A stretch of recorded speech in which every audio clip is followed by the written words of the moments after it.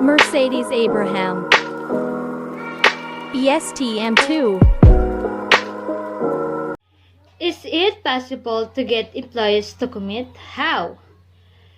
Employees who are committed to their organization generally feel a connection with their organization, feel that they fit in, and feel they understand the goals of the organization. The added value of such employee is that they tend to be more determined in their work, show relatively high productivity, and are more proactive in offering their support. Committed employees display positive behavior within organizations, are more likely to positively refer the company to contact, and are furthermore more likely to adopt the organization's visions and goals, both professionally and personally.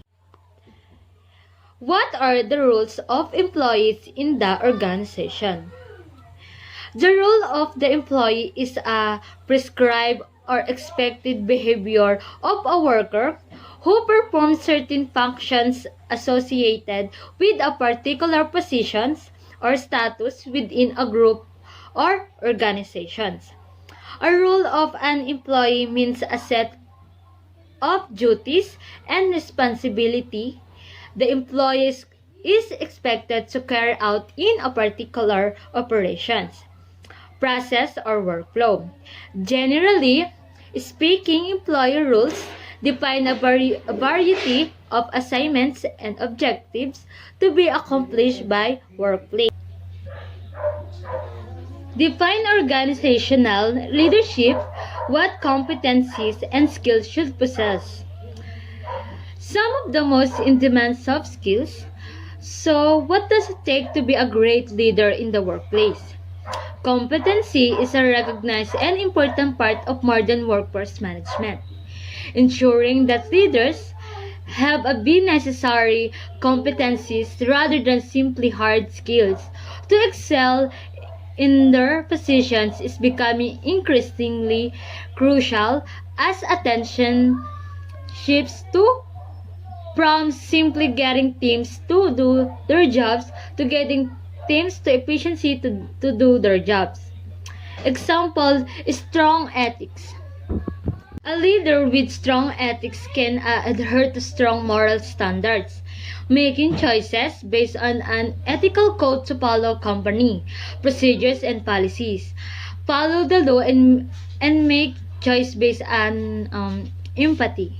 In a real life, a strong ethical code results in leaders who follow the rules, who respect the safety and emotional safety of their employees, and who work to build others up.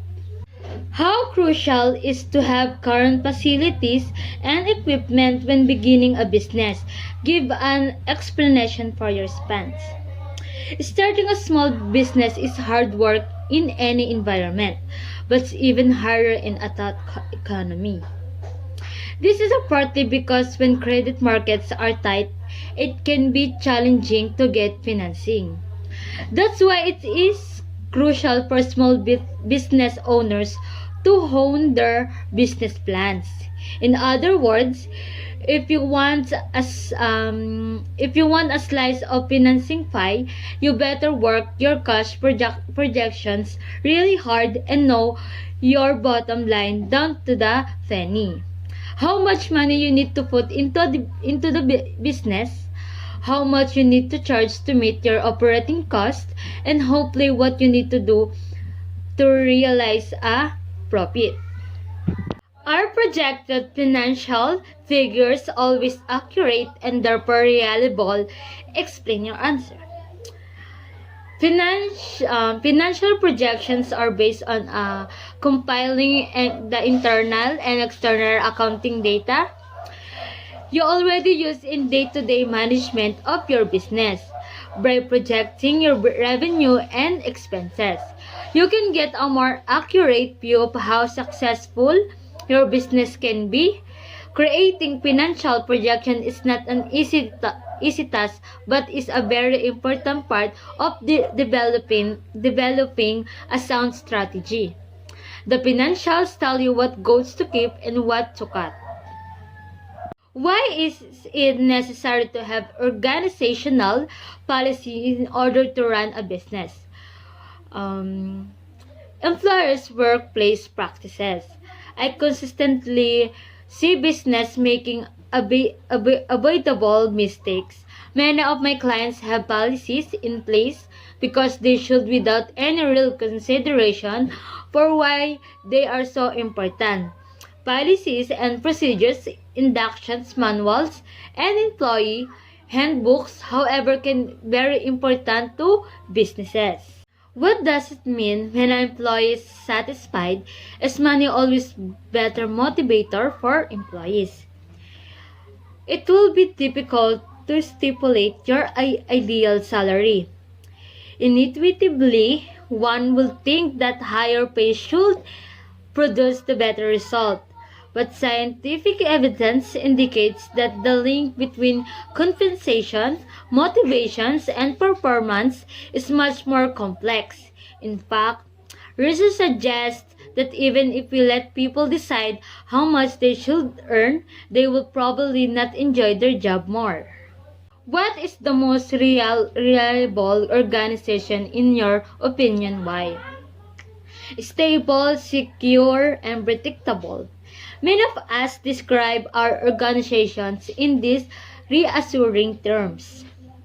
But companies from numerous unpredictable challenges that strain our imaginations and creativity.